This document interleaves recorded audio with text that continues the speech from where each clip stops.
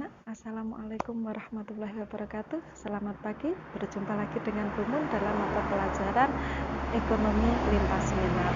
Kalau kemarin kita mempelajari tentang produksi, apa saja produksi, apa faktornya, bagaimana menghitung laba maksimal. Untuk hari ini kita akan mempelajari tentang distribusi dan konsumsi. Apa itu konsumsi? Apa saja distribusi? Seperti itu. Mari kita simak materi yang akan Bu Mun sampaikan. Nanti yang akan kita pelajari adalah tentang pengertian, tujuan, faktor, dan mata rantainya, baik secara langsung maupun tidak. Selanjutnya, pengertian distribusi. Distribusi adalah kegiatan menyalurkan barang dari mana anak-anak? Dari produsen ke konsumen.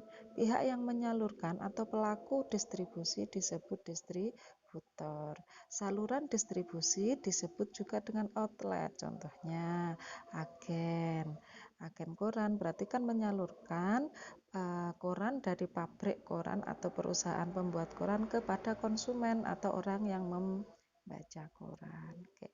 Selanjutnya adalah tujuan distribusi. Yang pertama pastinya adalah menyalurkan barang. Menyalurkan dari mana tadi? Dari produsen ke konsumen. Selanjutnya adalah memecahkan masalah. Barang tetap di pabrik terus otomatis kan akan menumpuk. Ketika akan menumpuk, itu nanti akan mengganggu proses produksi. Jadi memang harus segera disalurkan seperti itu ya. Terus memecahkan masalah perbedaan waktu, tergantung barangnya kalau ini ya.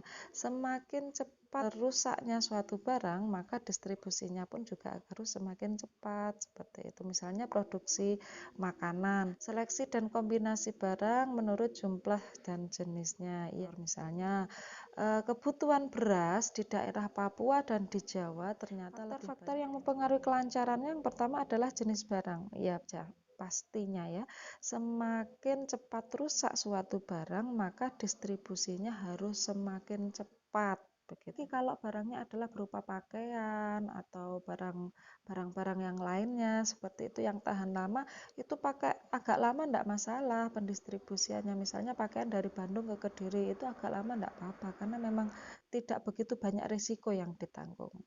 Selanjutnya adalah kebijakan produsen. Jadi tergantung dari pabriknya. Kalau pabriknya memproduksi banyak walaupun itu barang yang tidak mudah rusak, tapi kalau banyak ya harus segera didistribusikan biar tidak menumpuk di pabrik, paham nggih? Selanjutnya adalah pasar atau segmen yang dituju. Pasti ketika pasar atau segmen yang dituju itu keadaannya bagus atau banyak, maka distributornya juga akan cepat menuju ke situ. Kebijakan pemerintah misalnya undang-undang ini yang mengatur pendistribusian ini ada aja. Jadi semakin ada aturan tidak boleh membawa barang X ke daerah ini lah, otomatis kan distribusinya tidak bisa masuk ke situ, paham nggih? Itu adalah kebijakan pemerintah, monggo boleh nggak barang ini masuk ke daerah itu gitu misalnya.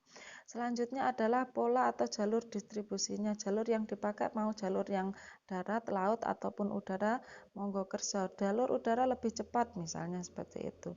Selanjutnya adalah sumber daya perusahaan. Semakin bagus sumber daya perusahaannya, maka distribusinya akan semakin lancar. Kenapa? Otomatis produksinya semakin banyak dan itu juga akan memperlancar distribusi. Jumlah permintaan. Semakin banyak jumlah permintaan suatu barang, maka distribusinya akan semakin lancar. Begitu ya. Paham nggih? Iya dong, misalnya di Kediri lebih banyak permintaannya daripada di daerah X. Otomatis distributor akan menuju ke Kediri lebih dahulu karena di sini lebih banyak orang yang membutuhkannya. Oke. Selanjutnya adalah situasi atau kondisi keamanan wilayah. Itu pasti. Misalnya di daerah Papua itu rentan konflik misalnya, otomatis distributor akan masuk ke sana pun susah karena di sana sering ada konflik. Selanjutnya adalah rantai distribusi. Kalau kalian lihat rantai distribusi ada yang langsung, ada yang tidak langsung. Kalau secara langsung itu maksudnya adalah dari produsen, ke konsumen. Jadi langsung dari produsen ke konsumen. Oh ini misalnya lah dari produsen ke konsumen. Ini misalnya pedagang cilok, pedagang permen, tidak melewati agen begitu. Distribusi tidak langsung misalnya ada pada barang yang tahan lama atau barang yang tidak cepat rusak, seperti itu. Semakin panjang atau lama saluran distribusinya, maka harganya pun semakin mahal otomatis, Cah. Iya dong. Kalau misalnya kalian lihat di sini dari produsen langsung ke konsumen, tidak ada perantara. Otomatis harga kan langsung dari produsen, pasti akan lebih murah. Kalau di sini produsen ke pengecer baru ke konsumen, otomatis di sini pengecer sudah mengambil untung. Otomatis mereka masing-masing akan mengambil untung. Paham ya? Selanjutnya adalah konsumsi. Kalau tadi adalah distribusi atau penyaluran, sekarang adalah konsumsi. Siapa yang menikmati? Ya kita, konsumennya, gitu ya. Apa itu konsumsi? Konsumsi adalah kegiatan mengurangi atau menghabiskan nilai guna suatu barang. Misalnya makan berarti menghabiskan nilai guna makanan itu. Memakai baju berarti mengurangi nilai guna. Misalnya memakai mobil berarti mengurangi nilai gunanya. Paham ya? Orang yang mengkonsumsi disebut konsumen. Tujuannya adalah pertama, mengurangi nilai guna secara bertahap. Secara bertahap itu misalnya adalah pakaian, mobil, seperti itu. Menghabiskan nilai guna sekaligus, misalnya adalah makan. Memuaskan kebutuhan fisik, biasanya misalnya adalah pakaian, itu kebutuhan fisik. Memuaskan kebutuhan rohani, ini biasanya kebutuhan akan jasa, seperti itu ya. Mendengarkan musik, sampan karaoke di tempat karaoke, seperti itu. Salon, terus hotel, misalnya seperti itu ya. Oke. Selanjutnya, faktor yang mempengaruhi konsumsi. Yang pertama adalah pendidikan. Semakin tinggi pendidikan seseorang, maka konsumsinya akan semakin tinggi atau semakin banyak. Misalnya, kalau anak TK itu misalnya butuhnya hanya krayon, buku gambar, dia tidak butuh HP, dia tidak butuh laptop, dia tidak butuh internet. Tapi kalau mahasiswa atau anak madrasah aliyah seperti itu misalnya, dia butuh buku, butuh HP, butuh internet, butuh laptop mungkin dan lain sebagainya. Berarti semakin tinggi pendidikan, konsumsinya juga akan semakin tinggi. Selanjutnya adalah kondisi atau tempat tinggal atau iklim. Ini yang membedakan konsumsi. Misalnya, kalau di daerah kutub, di sana sangat dingin sekali, berarti di sana yang paling dibutuhkan adalah konsumsi pakaian tebal.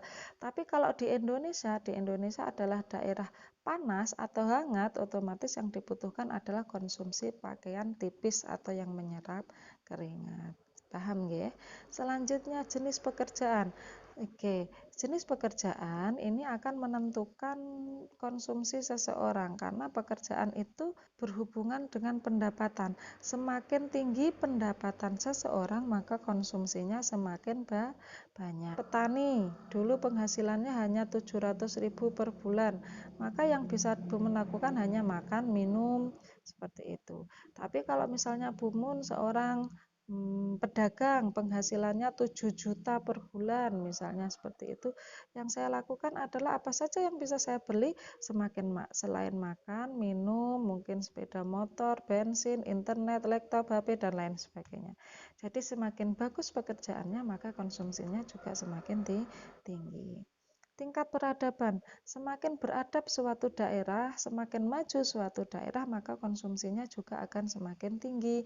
Misalnya, kalau dulu tidak perlu operasi, karena rumah sakit belum ada ya kan, jadi tidak butuh operasi, tidak butuh obat bius dan lain sebagainya. Tapi semakin maju peradaban, ada rumah sakit, ada operasi, sehingga kebutuhan alat medis akan semakin banyak ya kan. Paham nggih? Ini adalah kebiasaan dan kondisi sosial budaya. Jadi kondisi sosial budaya juga mempengaruhi konsumsi suatu barang. Misalnya adalah sosial budaya, misalnya kalau di Bali, di sana sembahyangnya cenderung memakai bunga, berarti kebutuhan bunga di Bali akan semakin banyak daripada yang di Jawa. Kalau harga barang semakin murah harga barang, maka semakin banyak yang mengkonsumsinya. Paham nggih? Karena cenderung konsumen itu mencari harga yang murah yang bisa memuaskan keinginan mereka, kebutuhan mereka, seperti itu. Semakin murah barangnya, maka akan semakin banyak yang mau mengkonsumsi. Semakin mahal, maka akan semakin sedikit yang mengkonsumsi. Itu logika. Selera. Selera ini beda ya. Jadi tergantung dari konsumennya. Walaupun harga itu mahal, tapi ketika dia punya selera tetap akan dibeli. Paham nggih? Misalnya mungkin teman kalian ada yang suka baju yang bermerek atau brand yang mahal-mahal, karena dia punya selera, ketika harganya tinggi pun tetap dibeli. Paham nggih? Oke. Selanjutnya teori perilaku konsumen. Teori perilaku konsumen menerangkan tentang perilaku konsumen dan pembeli dalam menggunakan dan membelanjakan pendapatan yang diperoleh. Jadi, ketika pendapatannya segini, seberapa besar dia membeli, ketika pendapatannya besar segini, seberapa besar dia membeli, seperti itu. Perilaku konsumen ada dua. Rasional berarti dia cenderung menggunakan rasio atau akal, seperti itu. Jadi ciri-cirinya perilaku konsumen yang rasional adalah dia membeli atau memilih barang berdasarkan kebutuhan, ya. Jadi kebutuhan. Selanjutnya, barang yang dipilih konsumen memberikan kegunaan optimal yang benar-benar berguna bagi konsumen. Kalau tidak berguna, tidak akan dibeli. Konsumen membeli barang yang mutunya terjamin. Jadi bukan mahalnya, tapi karena mutunya. Karena mahal itu belum tentu bermutu, seperti itu. Paham nggih maksudnya Bu Mun di sini? Konsumen memilih barang yang harganya sesuai dengan kemampuan konsumen. Lah ini. Di sini adalah rasional, jadi sesuai kebutuhan. Karena seyogyanya biasanya ada orang yang bilang kebutuhanmu itu tidak mahal, yang mahal adalah gaya hidupmu. Itu memang benar adanya. Nah, jadi kalau yang rasional itu dia akan membeli berdasarkan kebutuhan, bukan keinginan. Irasional adalah perilaku yang tidak masuk akal. Konsumen sangat cepat tertarik dengan iklan promosi. Ini bumun banget. Di media cetak atau elektronik, apalagi kalau ada diskon. Nah, langsung melek itu sama barang-barangnya. Selanjutnya, konsumen memilih barang-barang yang bermerek atau brand yang sudah dikenal luas. Jadi biasanya yang terjadi adalah begini, beli itu aja loh, itu sudah terkenal kok mereknya. Nah, padahal merek terkenal itu kita belum tentu cocok. Itu namanya tidak irasional, paham nggih? Belum tentu pakaian yang dipakai orang lain itu pas untuk kita gitu loh. Paham nggih di sini? Selanjutnya adalah konsumen memilih barang bukan berdasarkan kebutuhan, melainkan gengsi atau prestis. Nah, ini biasa itu. Tidak harus mahal, tapi asalkan cocok untuk kita. Oke. Analisis perilaku konsumen. Analisa perilaku konsumen tadi bisa dilihat dari teori guna dan kepuasan yang sama. Teori nilai guna, ini kita lihat ya, ini hukum Gosen 1 yang pernah Bumun sampaikan dulu. Jadi kegunaan suatu barang berdasarkan gunanya. Misalnya di sini adalah es krim. Es krim pertama, gelas pertama, kedua, ketiga, dan seterusnya. Untuk gelas pertama nilai gunanya 40. Kita puas banget minum gelas yang pertama. Minum gelas yang kedua nilainya 70. Aduh, puas banget, tapi berkurang karena nikmatnya gelas yang pertama tadi. Yang ketiga 90. Ya berguna, semakin kenyang, semakin pelempoken begitu ya, tapi tambahannya berkurang. Dan yang keempat terus bertambah, kelima semakin pelempoken, semakin kekenyangan, dan keenam itu sudah teler beneran ya kan, karena kebanyakan makan es krim jadinya sudah teler beneran, itu akan semakin berkurang. Jadi analisa perilaku konsumen, teori nilai guna itu semakin banyak barang yang kita dikonsumsi pada waktu tertentu, dalam arti dalam satu waktu itu pergunaannya akan semakin turun, seperti itu. Terus kalau teori kurva kepuasan yang sama, ini maksudnya adalah ketika konsumen menggunakan penghasilannya untuk memuaskan dirinya. Misalnya ketika saya punya uang 100.000, pilihannya adalah 10, pakaiannya 3, atau makanannya 8, pakaiannya 5, atau makanannya 4, pakaiannya 6. Silahkan milih sesuai kepuasan. Anak-anak sudah paham ya tentang materi yang Bumun sampaikan hari ini? Semoga sesegera mungkin kita bisa bertatap muka secara langsung sehingga lebih mudah menjelaskan tentang materi ekonomi. Ya, saya akhiri materi pada hari ini. Jangan lupa jaga kesehatan, jaga jarak, dan jangan lupa bahagia. Wassalamualaikum warahmatullahi wabarakatuh. Bye.